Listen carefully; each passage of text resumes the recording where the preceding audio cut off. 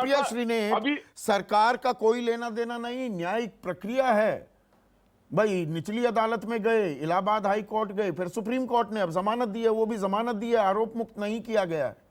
कानून अपना काम कर रहा है और जो लक्ष्मण रेखा लांघेगा उस पर यूएपीए हो या देशद्रोह है वो मामले लगेंगे। मैं सर्वप्रथम तो ये बोल दूं कि भारतीय जनता पार्टी के प्रवक्ताओं को जब सुनती हूं तो ये आभास जरूर होता है कि नैतिक दिवालियापन और दरिद्रता पूरी पार्टी में भरी हुई है। सरकार का क्या लेना देना है? अरे सरकार का यह लेना देना है कि जिसने उकसाया, जिसने नरसंहार के एक दिन पहले अंगूठा नीचे करके दिखाया, वो आज भी देश का गृह राज्य मंत्री बना हुआ है। उसने धमकाया था नरसंहार हो जाने के बावजूद भी, और अपने लड़के को झूठ बोल के डिफेंड कर रहा था कि वो दंगल में थे। वो तो पुलिस के टावर से जब पता चला कि वो लड़का वहीं पर था जहां नरसंहार हुआ, लेकिन उस बारे में चर्चा नहीं है, चर्चा हाथरस के बारे में है। और मैं दो चीजें यहां पर पहले बोलना चाहती हूं सिद्दीक कप्पन पर बोलने से पहले। हाथरस की पीड़िता को 2:30 बजे रात को मिट्टी का तेल जलाकर उसके मां बाप के लाख विरोध के बावजूद जला दिया गया। उसका अंतिम संस्कार नहीं हुआ था, लेकिन ऐसा करने से पहले उसका बलात्कार हुआ, उसकी रीढ़ की हड्डी तोड़ी गई, उसकी जबान तक काट दी गई थी। और आपको पता है इसके बाद उत्तर प्रदेश की सरकार ने क्या किया? उत्तर प्रदेश की सरकार ने, सूचना सलाहकारों की मंडली ने, भाजपा के बददिमाग प्रवक्ताओं ने और सबसे ज्यादा ADG law and order Prashant Kumar ने प्रेस कॉन्फ्रेंस करके कहा रेप हुआ ही नहीं है। वो भूल गए कि धारा section 375 has been amended Nirbhaya case के बाद। उन्होंने कहा रेप हुआ नहीं है क्योंकि सीवन नहीं मिला है, क्योंकि पेनिट्रेशन नहीं हुआ है। वो शायद ये भूल गए कि रेप की डेफिनेशन चेंज हो चुकी है। Supreme court verdict in the state of UP versus Babulnath 1994 clearly state करता है कि अगर सीमन या पीनस पेनिट्रेशन ना हो तब भी रेप स्टैब्लिश होगा। वो चेंज हो चुका था। मैं जानना चाहती हूं, जब सीबीआई की चार्जशीट आई और उस चार्जशीट में रेप लिखा गया तो कितने लोगों को बर्खास्त किया गया? किस प्रवक्ता को निकाला भारतीय जनता पार्टी में? किस सूचना सलाहकार को बाहर फेंक दिया गया?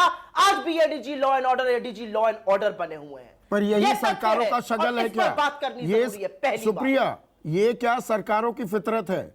ये बीजेपी की बात नहीं है। सरकार कहीं भी हो, ममता बनर्जी कोई आपत्तिजनक ट्वीट लगे, जिस पर भी आपत्ति हो जाए तो लोगों पर एफआईआर दर्ज होती है, जेल में ठूस दिया जाता है। महाराष्ट्र में आपकी सरकार थी, वो भी यही कर रही थी। मैं अभी 1975 की इमरजेंसी का तो जिक्र भी नहीं कर रहा हूं, नहीं उस वक्त क्या किया गया। ये सरकारों का शगल है क्या? हमसे सवाल पूछोगे जेल में डाल देंगे।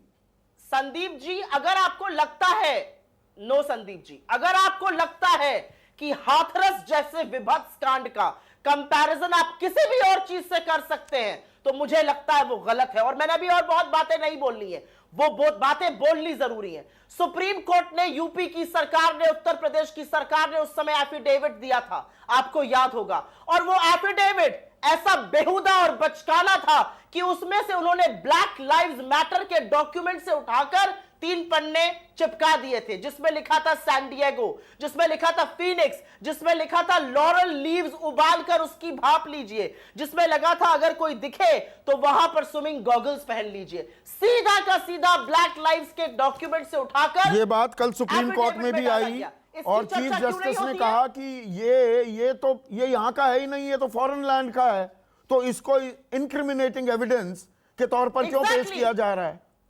ये बातें आई कल अदालत के सामने। एग्जैक्टली। और ये एफिडेविट उत्तर प्रदेश की सरकार का था।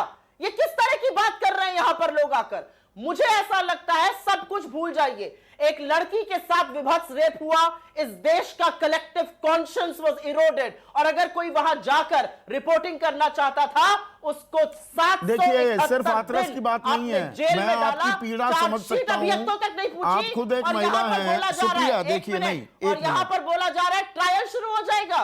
नमस्कार, मैं हूं मानक गुप्ता। अगर आपको हमारा ये वीडियो पसंद आया हो तो इसे लाइक और शेयर जरूर करें, और हाँ, हमें सब्सक्राइब और फॉलो करना ना भूलें ताकि आप देश और दुनिया की कोई खबर मिस ना करें। तो जुड़े रहिए हमारे साथ और देखते रहिए न्यूज़ 24।